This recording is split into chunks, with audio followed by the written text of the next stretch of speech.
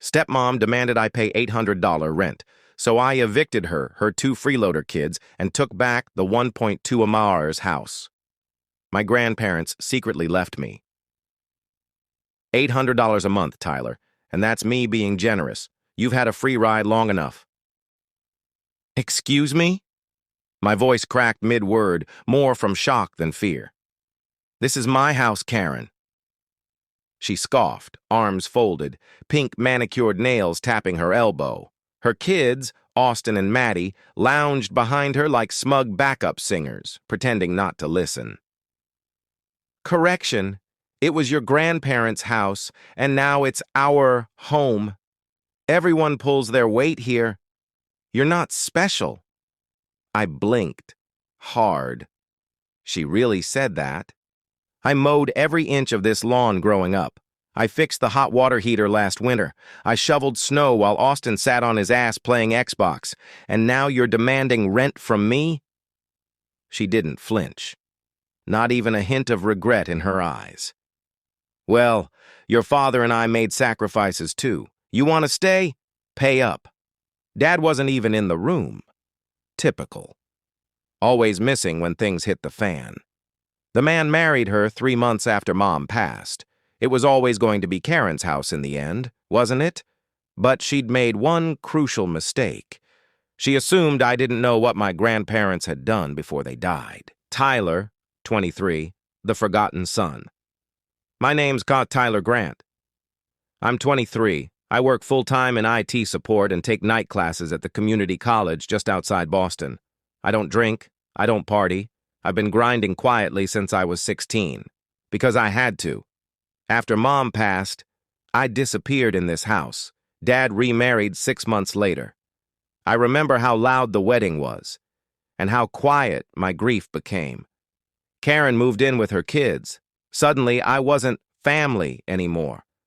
I was the leftover. Now, the leftover was being asked to pay rent in the house my grandparents built with their bare hands. The players. Karen, 43. My stepmom, manipulative, always talking about structure and pulling weight, but has never worked a job longer than a year. She married Dad for security. Austin, 19. Her son, lazy, smug, drops community college classes like TikToks, always wearing $300 sneakers he deserves. Maddie, 17. Her daughter, still in high school. Not the worst, but treats me like a butler. Gets praise for basic things like rinsing a plate. Dad, 48. Emotionally absent, quiet, tired, but worst of all, complicit. He let it all happen, and never once defended me. The truth beneath. I swallowed the lump in my throat. I'll pay rent when Austin gets a job and Karen stops using my laundry detergent.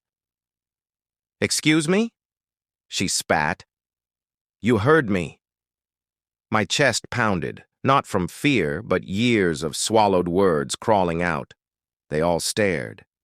Karen blinked first, marching down the hall, muttering about ungrateful brats.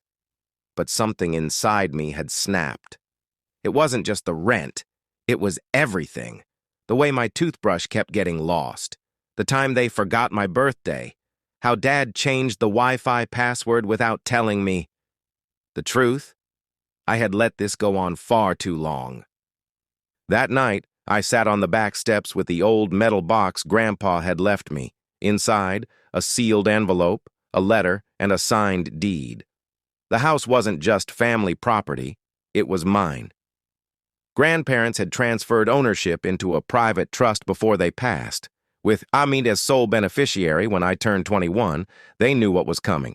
Grandma never liked Karen. Grandpa once whispered, "Don't ever let people who didn't build something think they can take it." I'd held on to the paperwork for 2 years, hoping I'd never need it. But Karen just made the call. I remembered the Christmas after Mom died. Karen insisted on throwing a party. I asked if we could visit Mom's grave that morning. She told me, "We're not going to live in the past, Tyler." So I walked there alone, in the snow, 2 miles, no coat. Later that night, Austin opened a PlayStation. Karen got a new phone. I got a $10 gas card. I didn't even drive yet.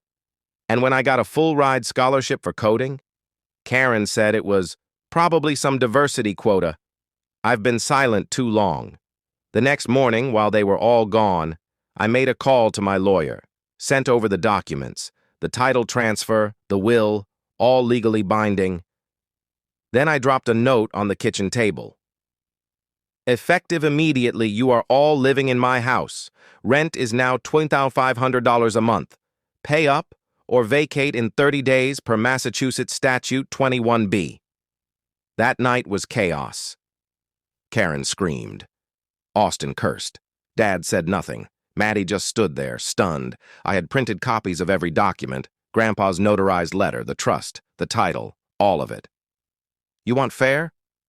I said. This is fair. You're bluffing, Karen shouted, voice shrill. Call the lawyer, please, I beg you. I replied, calm as stone. She slammed her mug down. Austin punched a wall. Dad finally spoke. Why didn't you tell me, son? I turned to him. You stopped listening a long time ago. He didn't fight it. He couldn't.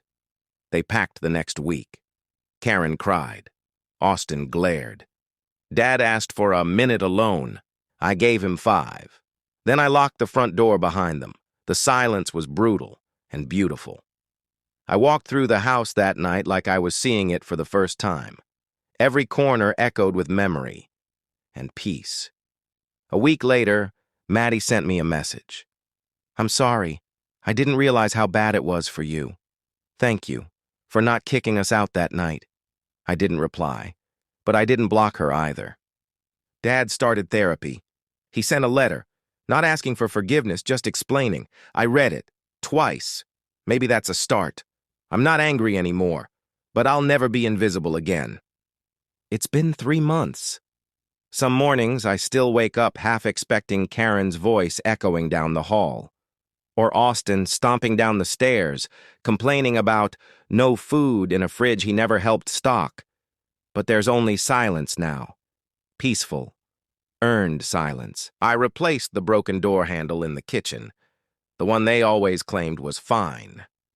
Repainted the walls in the guest room, turned it into a study, put my degree on the wall even though I haven't walked the stage yet. Something about seeing it there made it feel real. The yard is finally clean. I trimmed the hedge my grandfather planted when I was 6. Behind it, I found an old stone he engraved. You take care of what's yours. I stood there for a while, just breathing, just being. At night, the house still creaks, but it doesn't feel haunted anymore. There are no passive-aggressive notes on the fridge. No more accidentally locked-out moments. No more pretending I didn't hear Karen and Dad fighting in whispers about why he's still here. I used to think silence meant loneliness. Now I know it can mean freedom. A few weeks back, Maddie texted again. I started working part-time. Just wanted you to know I used my first check to pay for my own phone plan. Baby steps, I guess. She included a photo, her at the diner, apron on, smiling nervously. I stared at that photo longer than I should have. Not because I forgave her, but because she's trying. I can respect that. I replied. Proud of you. Keep going. Dad and I met for coffee. He was 15 minutes early. That was new. We didn't talk about the house, or Karen, or the years he disappeared emotionally. Instead, he talked about therapy, about how he's learning to sit in silence without needing to be rescued by someone else. He said he finally understands what I must have felt, being in the same house but completely unseen. He didn't ask me to move past it. He just said, I should have stood up for you. I see that now. For the first time in years, I didn't feel like the child in the conversation. I felt like a man, an equal, maybe even a son again. I don't know if I'll ever open this house to them again. Maybe one day, maybe never. But I do know this. The house isn't just brick and wood and rooms that echo with pain. It's mine. not just on paper, but in identity. Because when you spend years being erased, claiming your space isn't just about property, it's about self-worth. Last week, I sat on the porch with a cup of black coffee. Grandpa's mug still chipped at the rim. I looked around. The roses had started blooming again. They didn't need permission. Just time. Just like me.